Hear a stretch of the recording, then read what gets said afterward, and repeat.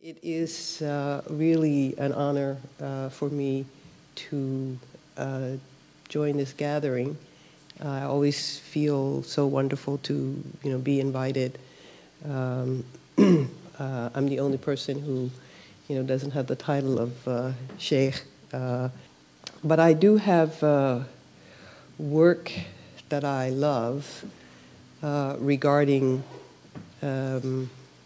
relationships of Haqq in the context of the Muslim world. So for those of you who are not Muslim or not yet Muslim, I will let you make any relevant associations to your traditions because I really want to speak on another dimension of Haqq. As I said, I did my homework in that I, sort of did a review of the way the word Haqq is used in the Quran, and we've brought up many of those already. But something really came to me as an important contribution to our discussion. And coincidentally, it's from a hadith. So I'm going a little bit outside of my purview to start with this hadith that I'd like to discuss with you and see whether or not you can join me in the conversation. The Prophet is reported to have said, "Inna li rabbika alayka haqqan, wa li ahlika alayka haqqan, wa li nafsika alayka haqqan, fa'ati li kulli dhi haqqin haqqahu." Indeed, your Lord, your Rabb, has certain rights over you, using the word haqq as right, and your family or your ahl has certain rights over you, and your nafs or self has certain rights over you. So give each the rights that it is due. I have thought about this hadith in my career working with gender justice, and because this is what occurred to me as the thing that I'd most like to share, I want to describe a little bit about this aspect of Haqq.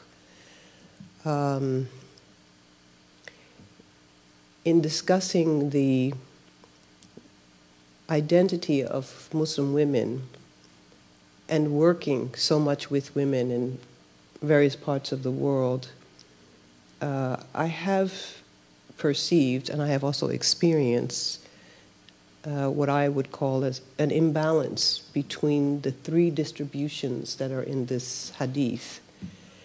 And our tradition did not focus on rights as some abstract thing that's out there, but rather, I think, as an extension of an aspect of the reality of Allah as Haqq, as truth, as justice, as right balance.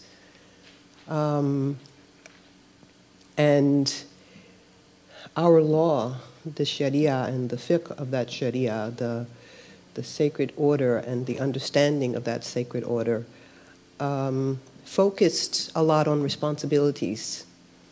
And this hadith actually also does a kind of combination between having the rights, alayka al-haq, that they have rights over you, and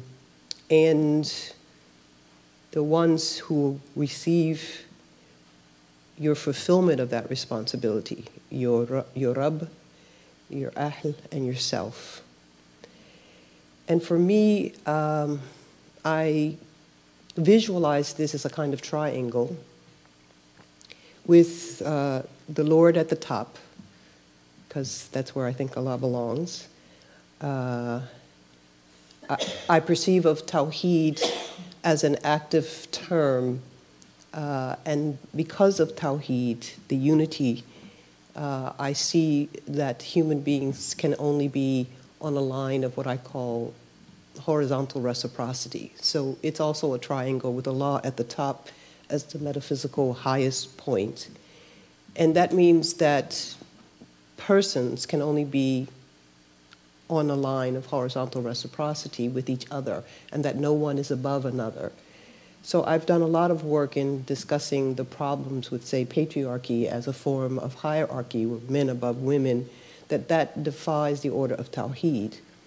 And this hadith kind of fits into another dimension of that, and it's more about the interactions between people, living Haqq and at the same time living it in relationship to other people.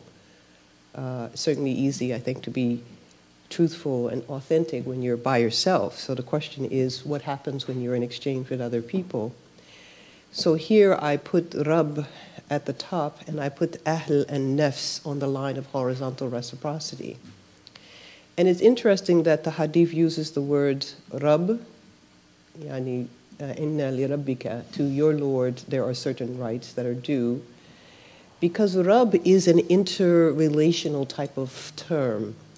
It's a term of love and nurturance and compassion, the one who takes care, the one who helps in your development. Tarbiyah, one of the words for education, comes from this root form. And tarbiyah to me is a kind of loving engagement. It's not a bunch of dry lessons that you must memorize by rote and then regurgitate, but rather it is a sense of your own growth and development. And thinking about this rububiyyah, this lordness of Allah, is thinking about Allah's loving engagement with us. So if that's at the top, then how does it respond to these other two terms? And again, this is my construction of it. And Ahl is a term, وَلِأَهْلِكَ عَلَيْكَ حَقٌّ, that is used for, I think, principal articulation of relationality. It could mean your household, your family. It could mean your people, as in, the kind of people, Ahlul Bayt, the people of the house. Well, maybe I shouldn't get into that. I'm spending a lot of time with the Shias, so don't want to get distracted into all the things about Ahlul Bayt. But we do use, Ahlul Kitab, the people of the book. But I also think of Ahl as humanity at large.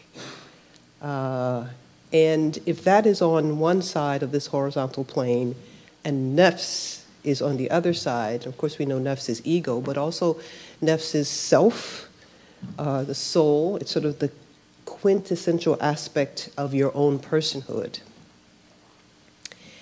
And it seems to me that women are often socialized to give service to others, and that they often do so to the level of ignoring themselves in the process. And this hadith sets up to me a necessary kind of balance, that the best way to serve your Lord is to put in balance the fulfillment of the rights of yourself and the rights of others. And it's a big challenge when you engage in your relationships with others, with your family, with your community, with your fellow human beings. It's a tremendous challenge to remember to put yourself in that formula. And yet, to me, this hadith is a reminder that you have to also give the rights that are due to yourself as part of the fulfillment of fulfilling your rights towards Allah, your Lord, your Rabb. And the reason I think that this came to me is because, in our breakout session we were talking about living the Haqq. I think about spiritual personality as something that we develop in response to our lives, but that also our lives has an impact on our spirituality and on the development of that spirituality. And if there's supposed to be a balance in what we owe to others, what we owe to ourselves, in order to have an authentic relationship with Allah, then what do we do with such a phenomena as oppression? Often in certain spiritual communities, I get the impression that people believe that you develop your spiritual personality in absence of other people.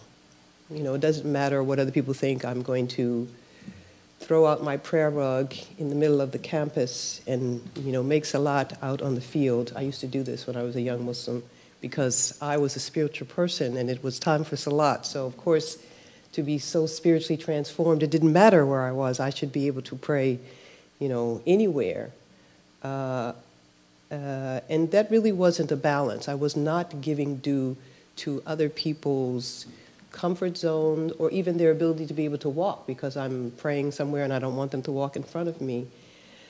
So I have spent a lot of time for myself personally in my own spiritual development and in working on issues of social justice and trying to constantly configure and reconfigure actual interactions with people and to attest to or understand what effect it may have when a person is burdened by different forms of oppression, be they race or class or gender or sexuality. I mean, Simon Wiesel wrote that book called The Night about the experience of the Holocaust. And in it, he describes how overwhelming it was for a believing people, for the Jewish people, to live through, for those who lived, because of course it was catastrophic and many did not, but for those who lived through the Holocaust. And an important question was basically, where was God? You know, and eventually, really from Christianity and really from the South American and then the African American theological articulations, they came up with the idea of liberation theology. And we don't, technically speaking, we don't have liberation theology in Islam, but I think that there's a place for it because the basic notion behind liberation theology is that Allah is always on the side of the oppressed. In the Quran, the word for oppression is zulm. So in a way, there is zulm and there is haqq. Zulm means oppression. And every place where the word is used in the Quran and the Allah is used, Allah does not do zulm. Allah does not oppress. So there's a categorical denial of a relationship of Allah with oppression. I used to live on a street where I was the only person on that street who used to recycle. And the recycle truck would have to come all the way down the street just to pick up my recycle.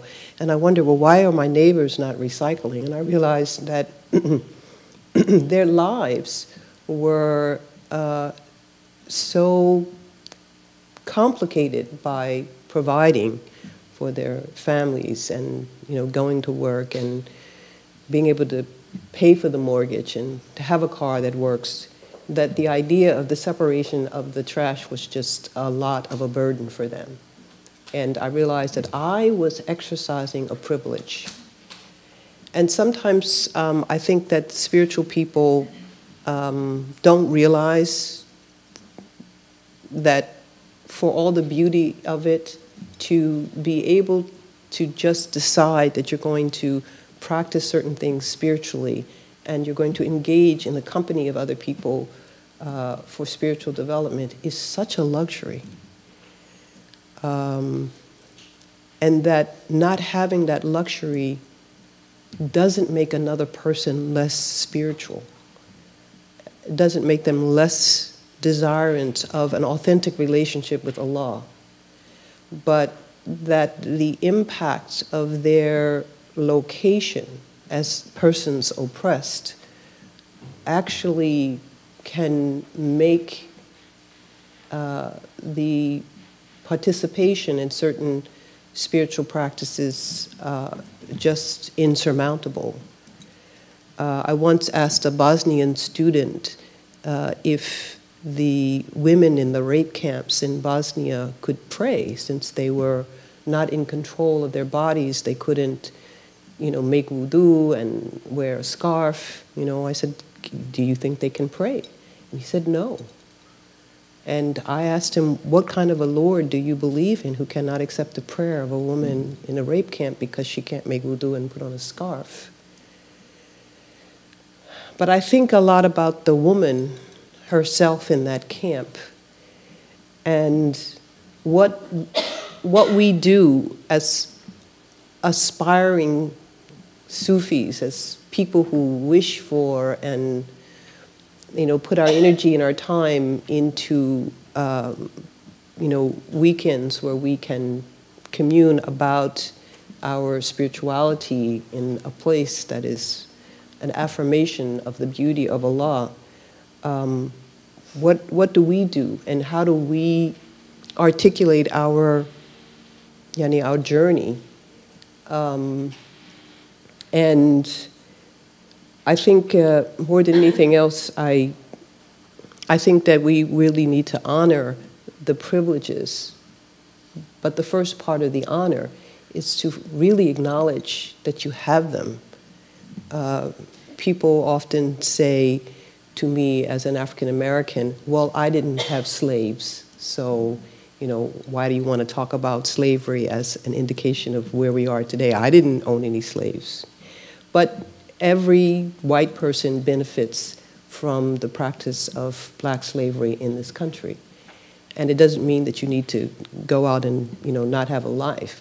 But it means to me that recognizing your own location in the spiritual journey also means giving to others what they are due by recognizing your location, being honest about your privileges, to see them as the gift that they are, and not to assume that the reason why this gift is given to me is because I have done so much work, I'm so sincere, and I believe in Allah so much, and I love the Prophet ﷺ so much, and I resonate with everything Maulana says, that somehow I deserve these sort of spiritual retreats. I don't like the word deserve at all, but I think that people don't realize that every person is in a relationship with other persons, and that sometimes another person's location actually makes it more difficult for them to participate in certain things that we take for granted.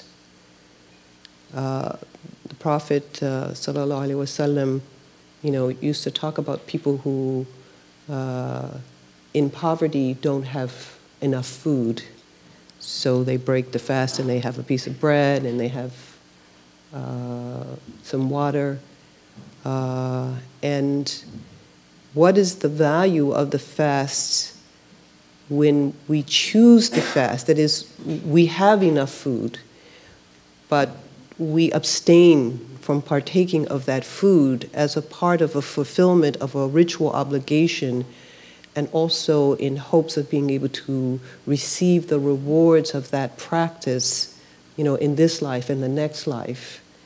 What does our voluntary abstaining from food, that is voluntarily fulfilling the fard, the obligation of fast, what how does that compare with the person who really does not have food?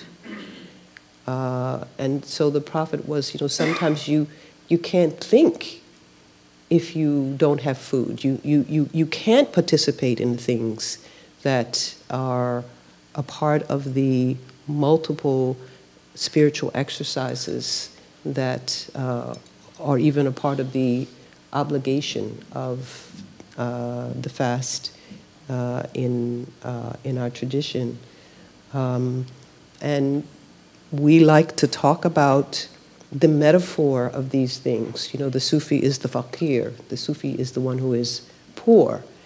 And I think that sometimes taking advantage of the terminology that applies literally to people in their lives might deaden us to what the honor of being able to engage in those practices really is about. That to choose to abstain from food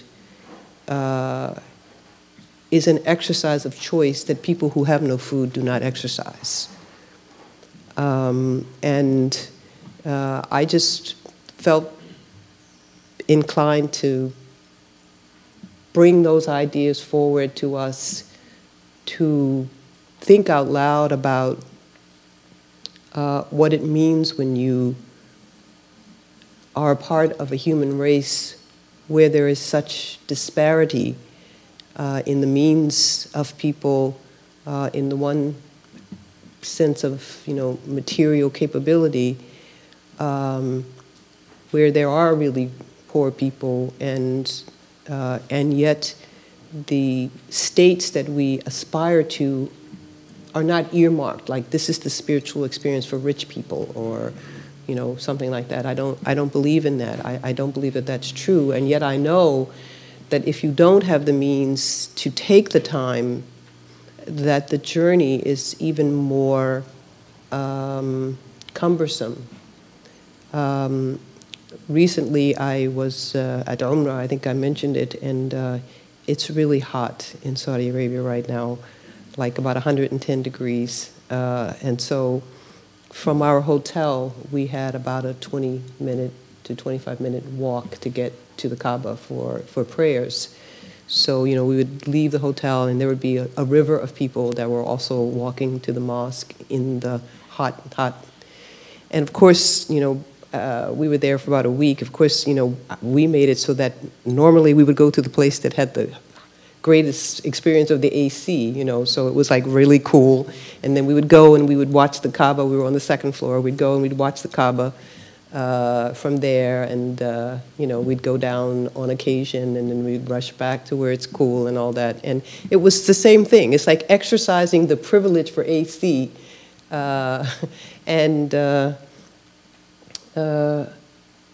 it occurred to me when I left, because when I made Hajj, it was in November 2 years ago, and it was hot, but nothing like it was, going in June.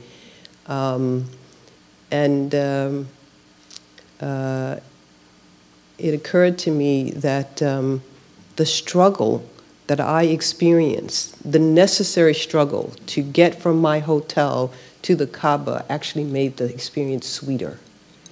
Okay, so I did go up to the AC, I exercised privilege, but actually I experienced a kind of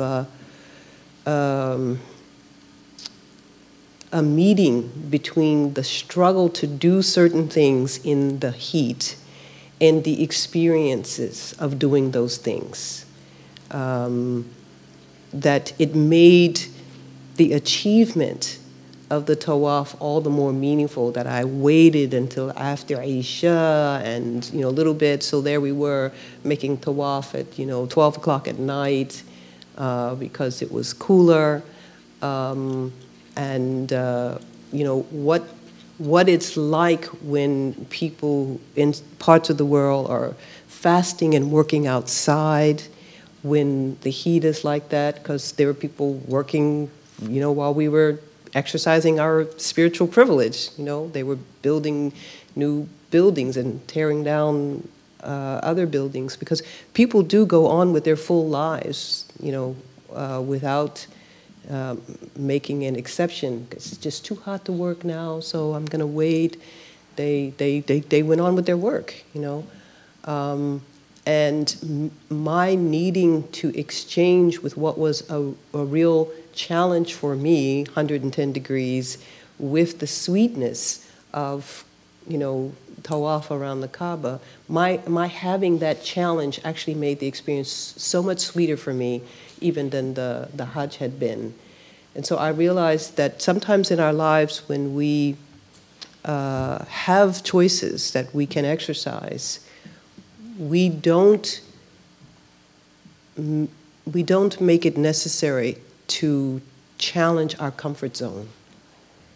And I'm not sure, but I think that sometimes when you go all along in just the comfort zone, that you don't actually reach your fullest capacity in terms of your own spiritual practices. That sometimes you might need to deny yourself all of those privileges so that you really know what it's like not to have them. And I mean, who wants to do that? I mean, who wants to? I'm just going to go to Mecca because it's really hot right now. I mean, you're not going to do that. I don't know, the group that I went with from Europe, I said, I don't know why you guys want to go in June, but we could go in December, or we could go in January with Abdul Hai or something. But no, they wanted to go in June. But I really think that the mandate on ourselves in order to be at one with what we want to achieve spiritually is to take ourselves outside of the privilege of our own status, to remember that it's not so easy for everybody to take off a week. I'm just going to take off a week and I'm, going to go to the mountains. And that if you do take off the week because you can do that, you can afford to do that, and you can afford to go to the mountains, that you don't just sit back and enjoy that advantage without challenging yourself to rise up above that comfort level and to see the world. I think somebody said earlier that, we look at Haqq and we look at it from where we stand and we're not looking at it from where Allah stands, that we see the world as it is, 7 billion people, all of them, in my estimation, equally in a relationship with Allah and equally in a relationship with each other, including ourselves, and that we make it a part of our spiritual development to step outside of the location of privilege and just see what the results are. I mean, I really think that when you do that, you will come to a realization that will allow you to achieve even more of what it is that you have desired to achieve.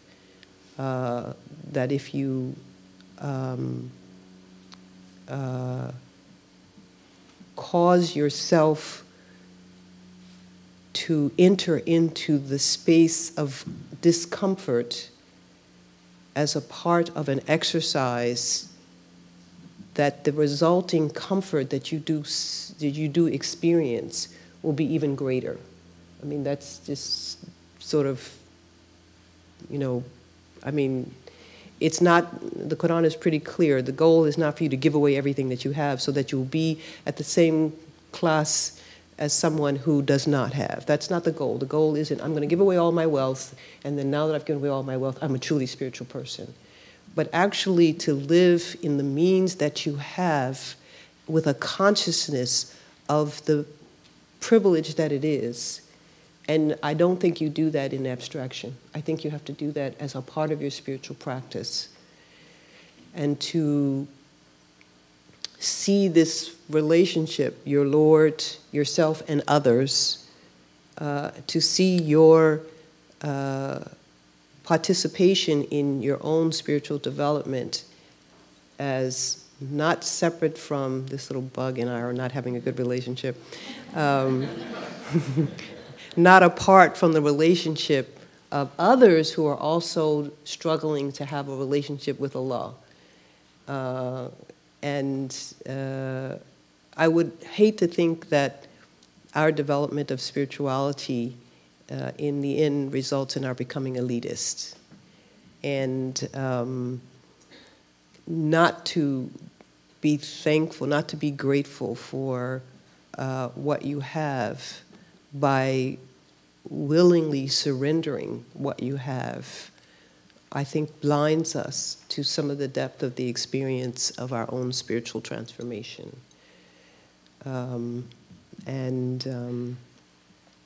Actually, that's it for me. So if you have any questions or comments. Bismillah. I know when you started, you said you didn't have a joke, but I thought of a Mullah Nasruddin story that really relates to your talk. So it would be okay if I shared it? Yes, please. I'll write it down. If I ever give this talk again, I'll include it. So Mullah Nasruddin is at his factory working, and all day he's complaining about how tight his shoes are on his feet. And just nonstop, oh, I can't, oh, my feet, how much it hurts. And finally his friend feels sorry for him, and he says, here's a couple bucks, go get a new pair of shoes. And so the next day, Mullah Nasruddin comes back with a beautiful turban and the same pair of shoes on his feet. And his friend says, what's going on? I gave you money for shoes, and now you're back in the same situation. He says, you don't understand, all day I wear these shoes, and the moment I get home and take them off, the experience of relief is so amazing that it makes up for the whole day of suffering. Thank you. Actually, I want to just add something to that. A quick one. I won't take much time. Tolstoy, I believe, said, I was so upset and desperate not to have shoes until I saw a person without feet.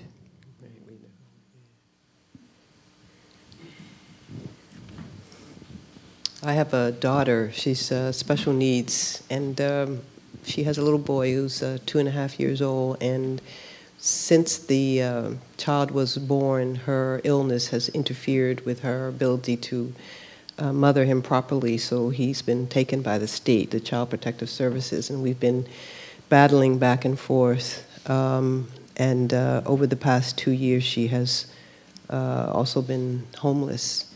And it's a really, really heavy burden not to be able to help her more and at the same time to have limited resources. And what I found has happened is that if someone approaches me now and they say, do you want to give money to the homeless shelter, that I have no sense of non-fulfillment of responsibility because I can't even help my daughter who is, homeless. Alhamdulillah, she's now not homeless and she finally receives her Social Security benefits so she can have her own place and inshallah soon get her son back. But every time I see homeless people, I think about her. I think about the days that she went, without a home and that I couldn't, help her. And it pains me to see them. But I don't do, what people do when they give stuff to people, which is have that guilt. It's like, oh, you're not giving to this person that needs something. It's like, I have someone that's my own blood and I couldn't give enough to her. There just was not enough of what I own to also, provide for her. I wish that it were. I almost went back to work out of retirement so I could have more money for her. But the closeness of the experience of homelessness, my own child and my child who, has a disability, she's bipolar, it made it no longer an abstraction, so that when I see people, I know what it's like, when the doors of the shelter is closed and, you don't have anywhere to go. It's a reality now. It's a reality that I can never not see, because before, if I gave something to somebody, I did it when it was comfortable for me. I did it when I had a little extra. And that's a lot about what we do in terms of sharing the advantages that we have in our lives. We do it because we have surplus. Al-Ghazali talked about in his book, The Duties of Brotherhood, the 3 levels of giving, that you give from your excess. That's one form of giving, and it's good because guess what? There are going to be people who are going to really need it and they're going to really benefit from it. The other is that you give, equal to what you have, which is sort of what ended up happening with me and my daughter. I mean, I gave sometimes when I didn't have enough to do what I needed to do. But the third one is that you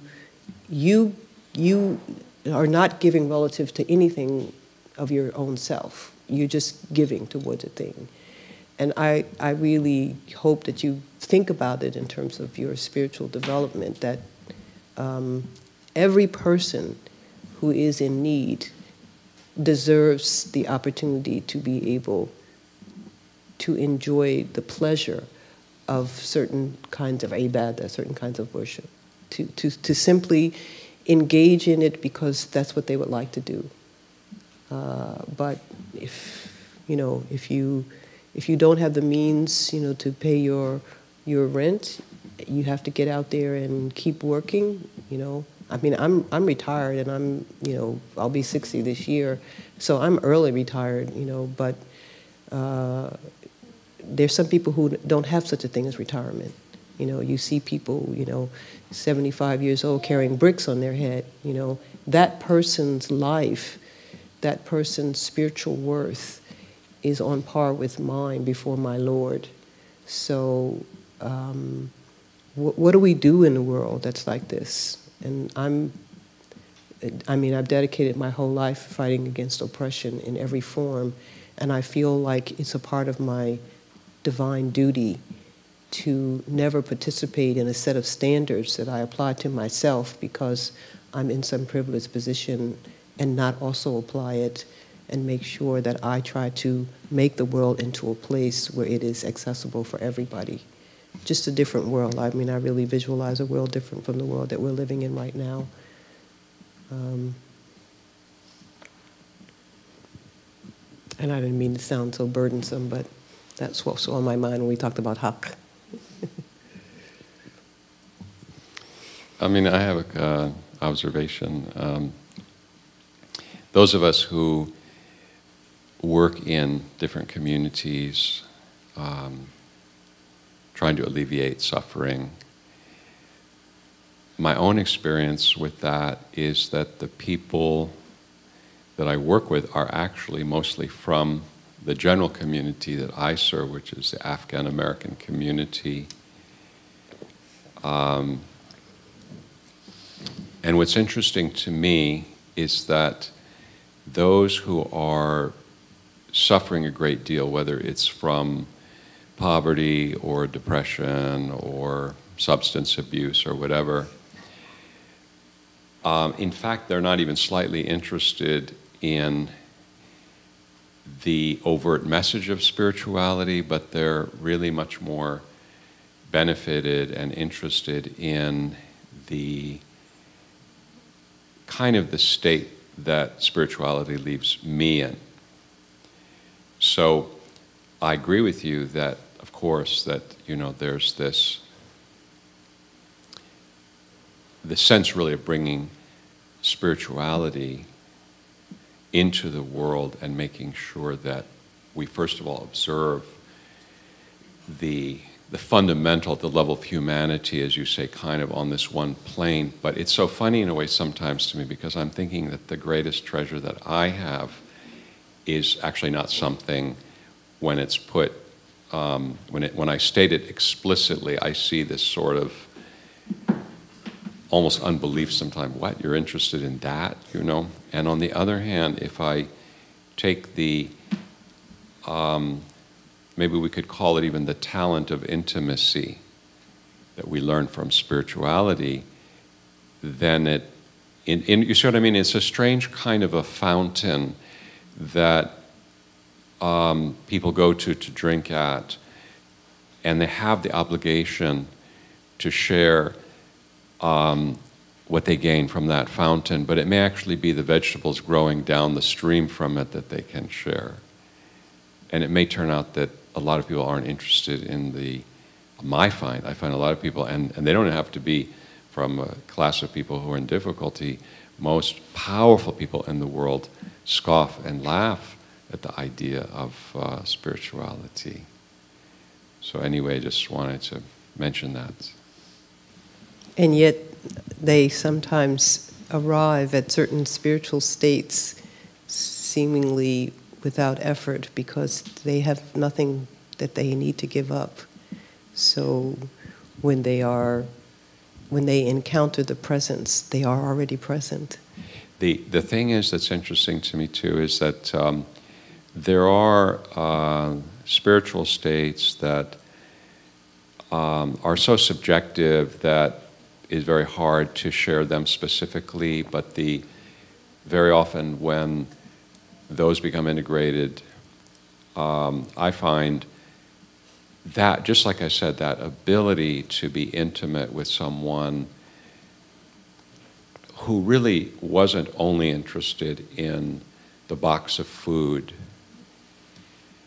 that is, as I see it, one of the ways to repair the inequality is to make sure that we're sharing our humanity and not just the possessions of our human status or position. Thank you.